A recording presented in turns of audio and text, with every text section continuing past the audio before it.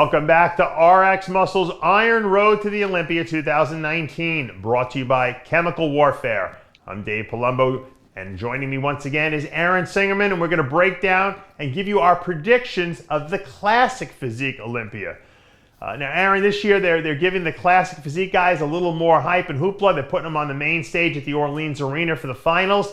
That's got to be super exciting. It's kind of validating that division a little more. Pretty soon, maybe we'll see the division up there on the main stage for the entire weekend. Yeah, I'm excited about that. It's interesting, for them to move around. The 212 will be on Friday as the finals for 212, right. And so they won't be on the big stage with the open men, and instead you have Classic Physique. So that's an interesting move. I mean, it just shows you, I guess, the Olympia, or at least AMI, thinks that Classic Physique has more interest these days, right? Well, maybe not. They want to sell both shows, so. To me, if I'm a ticket buyer and I can only afford to go either Friday night or Saturday night, I'm going Friday night. Because I'm getting the finals at 212, I'm getting all the women's wrap-up, and then I'm getting the men's open prejudging. So, to me, that's the best value there is. Saturday night is they're going to crown Mr. Olympia, but let's face it, everything's decided at the prejudging. So yeah, I'm the exact opposite. I want to go to now. I want to go to the show. I want to go to the big show where they have the production and we see the finale. Versus if I'm picking one or the other, I guess you're right for sure. All the decisions are made on Friday, and you get to see the finals of everything else. But for me personally, I want to go to the big show at the end when everybody gets dressed up. You get the whole thing. It's you like to go get dressed up and buy drinks at the bar there. That's why you. I do that no matter what, whether that's Friday night or it's Saturday. It won't make a difference to me. I'll be doing that. Aaron always says it gets me a glass of wine usually. When he's that's right. Last year, you may not remember this, but it made a big impression on me. On Friday night, they did not open the bar, and that made me very, very upset. Oh, you see, that's why you don't like going on Friday night. The concession stand was, you may not remember, but it was closed on Friday. Yeah. It's usually people go back there, you get your drink, and you come back up, and I got you the wine on Saturday. Thank you. Yeah. But I was very, very disappointing. I have to talk to Dan about that. Yeah. I got news for you. Without that glass of wine, I wouldn't have made it through Saturday night because, to me, I almost don't want to come on Saturday night. I like to just come at the very end when they actually are doing the final pose down because I don't. To me, the routines are usually boring, and I don't even care. I like the comparisons. That's what gets me. But that's what's great about the Olympia. There's something for everyone. Everyone likes different parts of it, and that makes it exciting. Let's talk about this Classic Physique lineup. Breon Ansley, the two-time defending champion, coming back, trying to make it number 3. Chris Bumstead placed second both years in a row. Chris dealing with some health issues related to a autoimmune type of disease he has. He talked a little bit about that on the show with us. He says he's going to be at his best, however, for this year's Olympia. Obviously, George Peterson winning the Arnold Classic, surging. He's been third the last 2 years. A lot of people think he has a chance to win the Olympia. Let's go over your top 6 predictions, and then I'll give you mine, and we'll see if they're compatible. Okay. So you mentioned George Peterson, the bull, at the end there. And I have to say that for me now, I am partial. George Peterson is a Redcon 1 athlete, just putting it out there.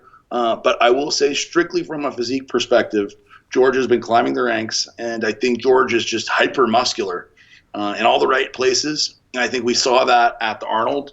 And I honestly believe that this year will be an upset. I know Breon's looking great. I know a lot of people would say that he's a huge favorite. And it makes sense. But I think based on the pictures that I've seen and the videos that we said Justin Miller sends to me and you almost on an hourly basis, that I can say that this is going to be by far the best George Peterson. And I just don't know this level of muscularity and that kind of conditioning. I mean, this is like when people talk about paper thin. I mean, he has not 1 ounce of fat on his entire body, and he's super dry. Guys there's very rare I've noticed, especially with black dudes, and this is hopefully that's still okay to say these days, is that you never know what's okay and not okay these days. But, they usually hold a little more water. I don't know if it's a genetic thing or whatever, but George does not seem to have that issue. George is not somebody who holds a lot of water naturally, and you can really see that he is granite hard already. He's not done anything, obviously, with water manipulation or diuretics yet. He's ridiculous. So I believe that George is going to surprise some people. And is going to take this thing. Is going to unseat the champ, one of the very few champs. In this thing right now, right? Sure. And so that's my opinion. I think George is going to win. I think we're going to see Breon come in second. I do think we will see an improved Breon. I've seen some pictures lately. He looks unbelievable, and he certainly is classic. And then next, I'm going to put Chris Bumstead. Chris is an incredible talent. I know he had the health problem. I heard maybe he had hurt his hamstring or something like that earlier in the prep. Yeah. And I'm not attributing my third place to any of those things. I think that one of the good things, and really honestly one of the unfortunate things about Classic Physique is it's really a genetic thing, right? Mm-hmm. It has so many genetic blessings. It's tremendous. But some things, when you look at Breon and him, it's going to be hard for him to overcome. And I don't know. I don't know. I couldn't coach him to figure that out. But when I look at his physique in Breon's and George, I don't see him overcoming that this time around. And then Keon Pearson, this kid is a freak show. He is a super freak. He's just smaller in stature. And obviously a big, awesome guy beats a small, awesome guy all day long. And so I think he is, unfortunately for him, probably like 5'6" or something, 5'5". Yeah, 85. maybe shorter. Yeah. So when you compare somebody like that to who I think will beat him, Chris Bumstead, who's 6'2" or 6 foot or whatever, right around that, it looks there's a stark difference, stark contrast. Next on my list is Henry Pierre Ano, and I think he's an incredible talent. I'm not that familiar with him. I've seen him coming up the ranks and been impressed. So I will like to see where he lands up. And then Danny Yanan, who is also a phenomenal talent. And I could see him placing even higher, potentially up in the 5th place spot. So my really just strong feelings, though, is that George is going to surprise people. All right. Well, you know what? It's funny. I just wanted people to know all these predictions that Aaron and I did, we didn't compare notes at all. He gave me his list, I gave Sid my list, and they made a graphic. And it's funny, you and I pretty much almost have Classic Physique exactly ranked the same, except we have the champs switched. I don't think Breon Ansley will lose this. He's a 2-time defending champ. In the history of the Mr. Olympia contest, I don't think we've seen a Mr. Olympia who's in the best shape of his life and defending his title lose. So I don't see Breon losing this title. Obviously, the judges feel that his look is what Classic is all about. If he brings that same great conditioning that we see him every single year, I don't think I've ever seen him off. I don't see him losing. I don't care how good George Peterson is. Obviously, George has made some improvements. So has Breon. I think it's going to be enough for Breon to squeak by George. I do think that George, however, will beat Chris Bumstead because I think Chris is dealing with health issues. He did injure his hamstring. I think that he's got some kinks in his armor, so to speak, and I think George will exploit that with more muscle. He's got the momentum from winning the Arnold Classic early this year, and I think that we're going to see a switching of the 2nd and 3rd places, but I don't think Breon Ansley is ready to lose. He is taking this show as serious as a heart attack. I've interviewed him before. He's got that look that these judges just seem to think spells out and smells of Classic. The knock against George has always been that he's too big. How could you be too big and make a class? I don't agree with that statement, but I understand what they're saying. There's a certain look to the Classic Physique division, and it seems like the judges like Breon Ansley in that seat. They also seem to like Chris Bumstead, but I don't think Chris is improving. I think he's going to take a step back this year from what he was last year because of the health issues he's having, and that's why I have him in 3rd. 4th place, Keon Pearson may be the most genetically gifted guy in the entire lineup. From what he told us in the interview I did with him after he won New York, he had never taken any anabolics. He had been a natural bodybuilder up until that last prep for the New York Pro. When he did the Arnold, he was natural. Something changed, obviously, in his physique. He gained a lot of muscle. He looked a lot harder. He's going to be very dangerous. I agree with you, Aaron, in the fact that I think he is a little short, and I think that could work against him. However, if some of these other guys that we mentioned in the top 3 are off, Keon Pearson can certainly be your Classic Physique Olympia champ. He did also tell me that this might be his last year in the division. He's thinking of going to the 212 division, which I think is a good move. I think he's a guy who could be the 212 Olympia champ because he's that good. I don't think I've seen arms like his since Ronnie Coleman. He's got just shapes to his muscles that only God could create. You can't make those in the gym. And he's a phenomenon. I have him in 4th. 5th place, Henry Pierre, who went from bodybuilding last year and switched to Classic. Chris works with him, and I think that he has a lot of trouble making that weight, and I think that's the one knock against him. When he sucks down, he loses a little wow. But his structure is so good, that front double is so powerful that I see him as an easy 5th place finisher. And then, of course, in sixth place, who I almost want to put him higher because he's made so many improvements, and I really like him a lot, is Danny Yunin.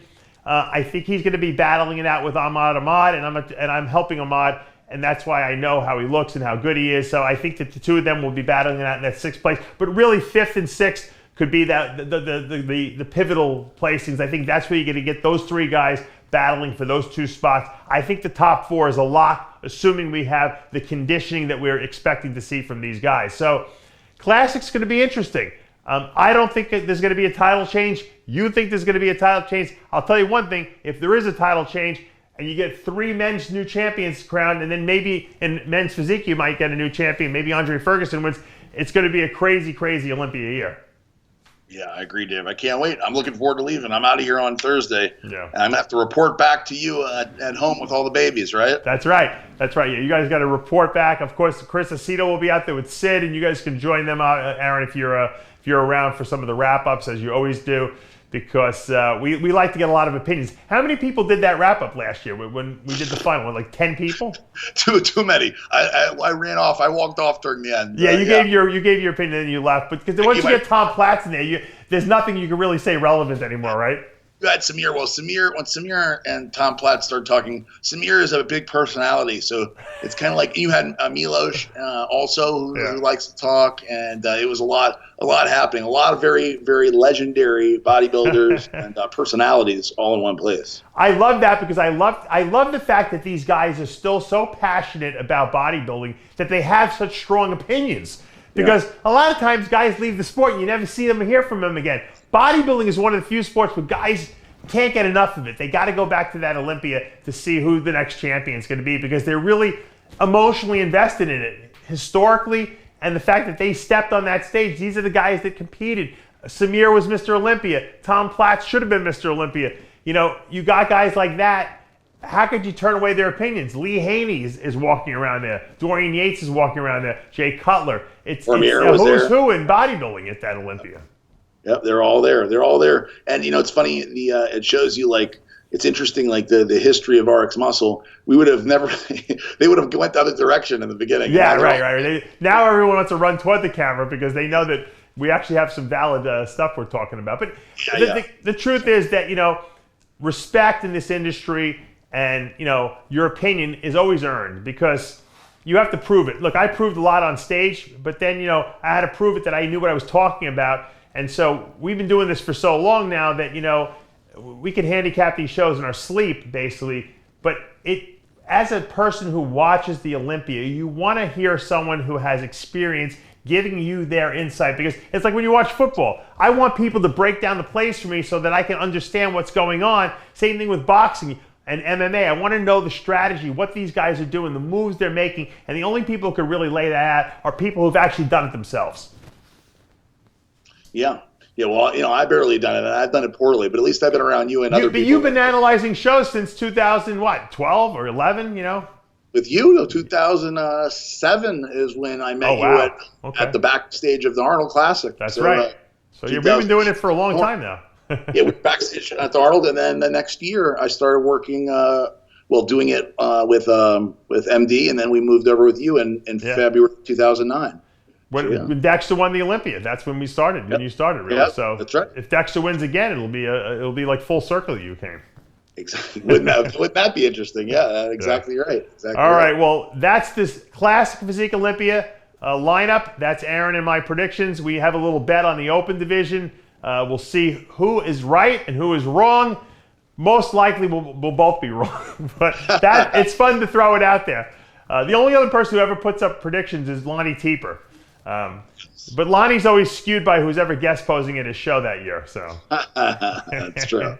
Aaron, thank you for joining us. Have a great time out at the Olympia, and I won't be there, of course, but you'll be reporting in from us from the Las Vegas. Let me ask you a question. Where are you staying? Are you renting a whole hotel this year? No, I'm doing the Encore this year. Usually stayed in the past. We did do a house for everybody last year. I didn't stay at the house, but we did a house for everybody, all the employees, and it turned out that people didn't like it because it was too inconvenient. Okay. I thought it would be awesome to get like a mansion and everybody stay in the same place. Yeah.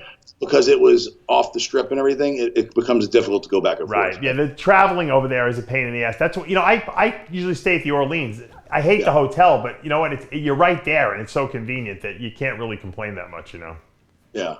The truth is, I'm never in the hotel room. I'm always running around someplace. So convenience becomes a factor. If you go in there to hang out and have fun and just go watch the show, different story. But if you're there to work, it changes the whole scope of where you stay and everything like that. Yeah, I totally agree. I definitely agree with you. For me, I like the Encore because we do meetings sometimes at the Encore. Even in my room, we'll do meetings. Oh, wow. That was the first, before we had a Redcon booth. All the meetings were in my roon. I catered it, and people would come to the room. And I like that. I think that's awesome. I think that's a great way to do it. Yeah, they loved it. People loved it because I had an open bar, and then we had coffee and breakfast, Danishes, and sandwiches for lunch. And so people get to take a little bit of a break away from the craziness. And it's a lot easier to get people to buy your product when they're drunk, right? Well, that's part of the plan. I do a few vodka shots with them, Dave, and they butter them. Yeah. All right, well, Aaron, enjoy. Thank you for joining us. That's going to take us, guys, to the end of another episode of RX Muscle's Iron Road to the Olympia 2019, brought to you by Chemical Warfare. I'm Dave Palumbo. We'll see you next time.